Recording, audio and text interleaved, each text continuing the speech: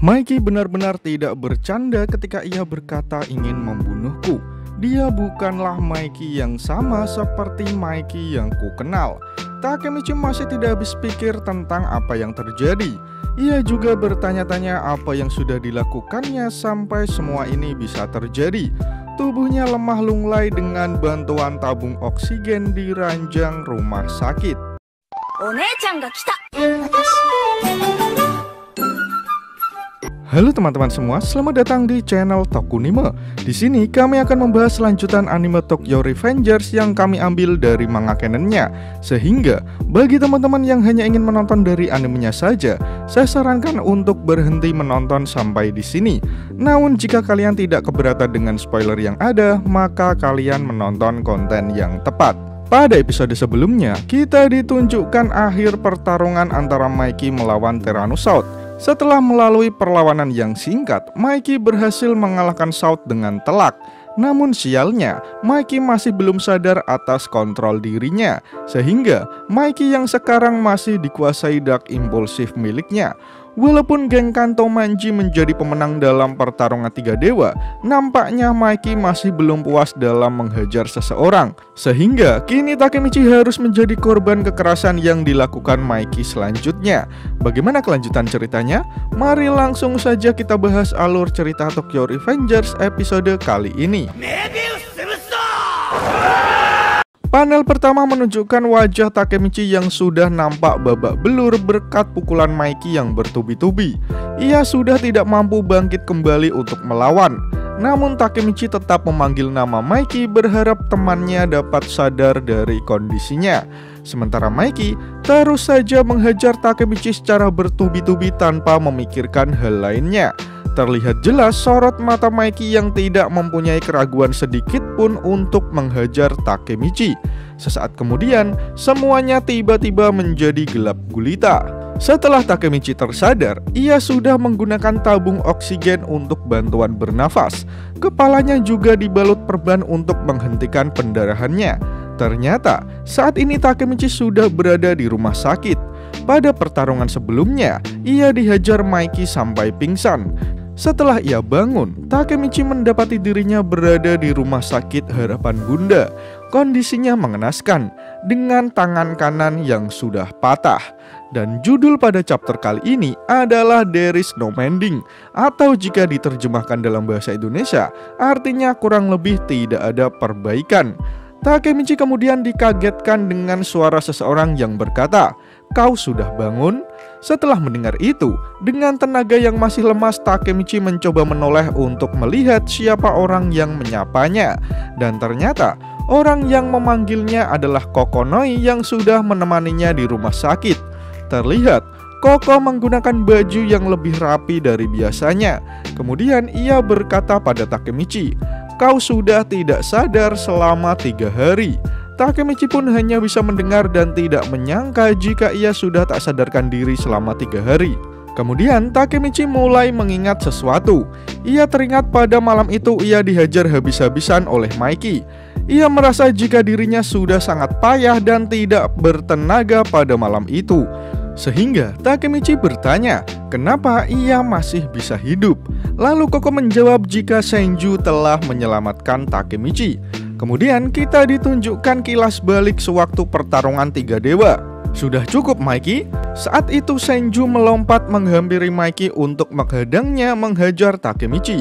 Terlihat di belakang tubuh Senju, Takemichi sudah sangat mengenaskan dengan tubuh yang sudah berlumuran darah. Lalu Koko berkata jika tentu saja Senju tidak dalam kondisi untuk bertarung. Sehingga Senju menundukkan kepalanya kepada Mikey, memohon untuk mengakhiri konflik dengan membubarkan Brahman miliknya. Pertempuran tiga dewa, pertempuran tiga geng yang terkenal dengan dua pemimpin yang masih hidup. Geng Kanto Manji mengambil alih Rokuhara Tandai. Lalu pertempuran diakhiri dengan pembubaran Brahman, sehingga Kanto Manji memerintah sebagai geng teratas di negara ini. Kemudian setelah menjelaskan semuanya kepada Takemichi, Koko pamit keluar ruangan sembari berkata, "Pastikan kau memahami akibat dari pertempuran besar itu. Sampai jumpa Takemichi." Dengan kondisinya yang hanya bisa berbaring di ranjang rumah sakit, Takemichi masih tidak percaya jika Senju menyelamatkannya mesti harus membubarkan Brahman. Dalam pandangan matanya, Takemichi masih mengingat ekspresi kebrutalan Maiki kala itu. Matanya kosong dan hatinya dipenuhi dengan kekerasan. Maiki benar-benar tidak bercanda ketika ia berkata ingin membunuhku. Dia bukanlah Maiki yang sama seperti Maiki yang ku kenal. Takemichi masih tidak habis pikir tentang apa yang terjadi. Ia juga bertanya-tanya apa yang sudah dilakukannya sampai semua ini bisa terjadi.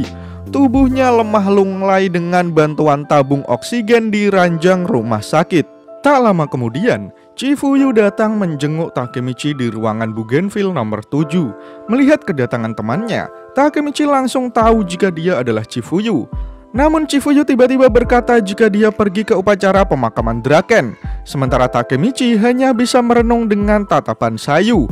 Dalam hatinya, ia juga pasti sangat terpukul dengan kematian Draken. Karena jika Draken tidak menyelamatkannya, ia pasti akan baik-baik saja. Kemudian Chifuyu melanjutkan perkataannya sembari ditunjukkan suasana upacara pemakaman Draken. Segala sesuatu terjadi begitu saja, sulit bagiku untuk menerimanya. Itu membuatku merenung. Takemichi, apa yang salah denganmu? Kau bertemu dengan Draken di masa depan, bukan? Lalu kenapa ia bisa mati? Kenapa kau harus kembali ke masa lalu? Bukankah semuanya sudah membaik di masa depan? Chifuyu mengatakan semua itu dengan sangat emosional. Ia menangis di hadapan Takemichi yang terbujur lemas. Sementara Takemichi sendiri tidak mengatakan apapun dan hanya mendengarkan perasaan yang diungkapkan Chifuyu. Tak lama kemudian, Chifuyu sembari menangis sedikit berteriak, "Takemichi, ini adalah kesalahanmu sampai Draken harus..." Chifuyu tidak melanjutkan perkataannya. Walaupun begitu, kita semua tahu apa yang hendak Chifuyu sampaikan. Takemichi hanya bisa diam menerima semua perkataan yang Chifuyu teriakkan. Sementara Chifuyu seketika tersadar dan langsung menutup mulutnya. Ia masih menunduk di samping Takemichi yang tidak bisa bergerak di kasur pesakitan. Kemudian Chifuyu berkata, "Maafkan aku, Takemichi." Seolah mengerti bagaimana perasaan Chifuyu, Takemichi menjawabnya, "Tidak apa, Chifuyu, semuanya memang kesalahanku." Takemichi mengatakannya dengan tatapan yang sangat menyedihkan. Kita semua tahu Takemichi tidak menginginkan hal ini terjadi. Namun ia juga sadar kematian Draken memanglah kesalahannya. Kemudian Chifuyu menatap Takemichi dan suasana menjadi lebih hening. Lalu Takemichi meminta tolong pada Chifuyu untuk meninggalkannya sendirian. Chifuyu pun hanya bisa menunduk di samping Takemichi. Suasana di dalam ruangan benar-benar terasa canggung. Lalu sesaat kemudian Chifuyu beranjak pergi sembari berkata, "Baiklah Takemichi, sebaiknya kau menyembuhkan dirimu dahulu agar aku bisa menghajarmu sepenuh hatiku." Lalu Chifuyu pergi dari kamar Takemichi. Di saat yang bersamaan, terlihat Hina datang untuk menjenguk Takemichi juga. Di sana, ia berpapasan dengan Chifuyu yang kebetulan baru keluar dari kamar Takemichi. Di sana Hina bertanya kepada Chifuyu apakah ia akan pulang. Padahal Hina baru saja selesai mengganti pot bunga untuk Takemichi. Namun respon Chifuyu terkesan begitu cuek dan kesal, sehingga membuat Hina bingung dengan apa yang terjadi. Dari luar ruangan, Hina menatap tubuh Takemichi yang masih terbaring di ranjang rumah sakit. Ia seperti tidak tega dengan apa yang sudah terjadi kepada kekasihnya. Sementara di dalam ruangan, dalam hatinya Takemichi meminta maaf kepada Chifuyu. Ia nampak menyesal dengan apa yang sudah terjadi. Lalu Takemichi mulai bertekad, "Aku tidak akan pernah melibatkan siapapun lagi. Mulai dari sekarang, ini akan menjadi pertarunganku sendiri." Takemichi mengatakannya dengan mantap sembari terbujur lemas di kasur rumah sakit. Dan chapter pun berakhir. Pada chapter kali ini, kita ditunjukkan kejadian setelah Perang Tiga Dewa usai. Geng Kanto Manji mengambil alih Rokuhara Tandai. Lalu pertempuran diakhiri dengan pembubaran Brahman. Sehingga Kanto Manji memerintah sebagai geng teratas di negara ini. Sementara Takemichi mendapati dirinya berada di rumah sakit dengan kondisi yang memprihatinkan. Chifuyu datang menyalahkan Takemichi atas segala sesuatu yang terjadi, terutama kematian Draken. Oleh sebab itu, Takemichi bertekad untuk tidak melibatkan siapapun lagi, karena ini akan menjadi pertarungannya sendiri. Menarik untuk menanti bagaimana kelanjutan cerita Tokyo Revengers di chapter selanjutnya. Jika kalian suka dengan pembahasan kali ini, jangan lupa share video ini ke sosial media kalian ya. Atau jika ada request, kritik, dan saran, langsung saja sampaikan di kolom komentar di bawah. Karena kritik dan saran kalian akan membuat channel ini terus berkembang. Akhir kata, terima kasih sudah menonton video ini hingga akhir. Sampai jumpa di video selanjutnya.